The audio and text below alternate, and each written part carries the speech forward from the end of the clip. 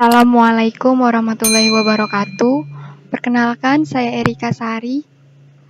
Di sini saya akan menjelaskan tentang analisis regresi dengan variabel mediasi menggunakan perangkat lunak.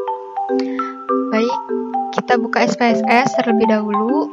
Nah, ini saya sudah menginput data dari Excel. Saya menggunakan 115 data responden yang digunakan untuk diuji. Langsung saja kita uji dengan mengklik Analyze, kemudian Regression, lalu Linear. Nah, di sini yang akan kita isi adalah kolom Dependent dan Independent. Kita akan mengisi kolom Independent terlebih dahulu dengan memasukkan variabel X1 dan X2. Kemudian untuk kolom dependent kita akan masukkan variabel Y. Lalu langsung klik OK. Nah, inilah hasil dari regression pertama, yakni pengaruh X1 dan X2 terhadap variabel Y.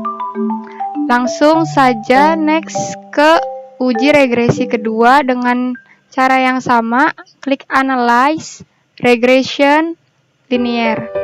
Di sini kita riset terlebih dahulu sebelum memasukkan data uji regresi kedua. Nah, di uji regresi kedua ini independennya kita isi dengan variabel X1, X2, dan Y. Untuk kolom dependennya kita masukkan variabel Z. Lalu langsung klik OK. Ini hasil dari output regression kedua, yakni pengaruh X1, X2, dan Y terhadap variabel Z. Kita geser sedikit ke kanan. Nah, di sini saya sudah punya penjelasan. Di sini saya akan menjelaskan terkait hasil output dari regression 1 dan yang perlu kita perhatikan di sini adalah kolom model summary dan kolom coefficients. Oke, kita mulai dari regression pertama, yakni pengaruh X1 dan X2 terhadap Y. Kita lihat langsung ke tabel coefficients-nya. Di sini untuk variabel X1 dan X2 kita dapatkan hasil sebesar 0,000. Artinya, variabel X1 dan X2 berpengaruh terhadap variabel Y karena nilai signifikansi lebih kecil dari 0,05. Lanjut kita lihat ke tabel model summary. Di sini kita lihat ke bagian R-square-nya. R-square-nya di sini kita dapatkan sebesar 0,407, yang mana hasil ini menunjukkan bahwa pengaruh X1 dan X2 terhadap Y adalah sebesar 40,7%. Sementara sisanya merupakan kontribusi dari variabel lain yang tidak dimasukkan ke dalam penelitian. Oke. Di sini ada gambar bagan. Ini untuk memudahkan menarik kesimpulan di akhir ya teman-teman. Dan di sini ada nilai 0,336 dan 0,403. Ini didapat dari tabel coefficients yang terletak di standardized coefficients beta. Nih di sini. Oke. Next, untuk regresi kedua, pengaruh X1, X2, Y terhadap variabel Z. Di sini kita lihat langsung ke tabel coefficients-nya. Untuk nilai X1, X2, dan Y kita dapatkan sebesar 0,026, 0,043, dan 0,000. Artinya adalah variabel X1, X2, dan Y berpengaruh terhadap variabel Z karena nilai signifikansinya lebih kecil dari 0,05. Lanjut ke tabel model summary. Di sini kita bisa lihat di bagian R-square-nya. Kita dapat nilai sebesar 0,645. Hal ini menunjukkan bahwa pengaruh X1, X2, Y terhadap Z sebesar 64,5%. Sementara sisanya merupakan kontribusi dari variabel-variabel lain yang tidak diteliti. Nah, ini terdapat gambar bagan juga di sini. Lanjutan dari bagan di atas, di sini terdapat tambahan untuk X1 ke Z, X1, X2 ke Z.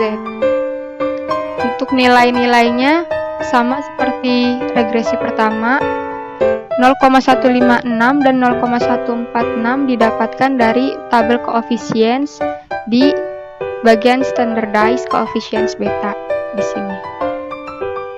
Oke. Next, analisis pengaruh X1 melalui Y terhadap Z. Diketahui pengaruh langsung yang diberikan X1 terhadap Z sebesar 0,156. X1 terhadap Z ini ke sini, betul, 0,156. Sedangkan pengaruh tidak langsung X1 melalui Y terhadap Z adalah perkalian antara nilai beta X1 terhadap Y dengan nilai beta Y terhadap Z sebesar 0,336 dan 0,612.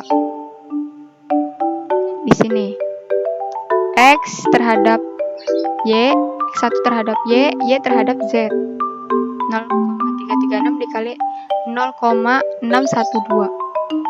Didapatkan hasil sebesar 0,206. Nah, berdasarkan hasil perhitungan di atas, diketahui bahwa nilai pengaruh tidak langsung lebih besar dibanding dengan nilai pengaruh langsung. Hasilnya menunjukkan bahwa secara tidak langsung, X1 melalui Y mempunyai pengaruh signifikan terhadap Z. Lanjut, untuk analisis pengaruh X2 melalui Y terhadap Z. Diketahui pengaruh langsung yang diberikan X2 terhadap Z sebesar 0,146.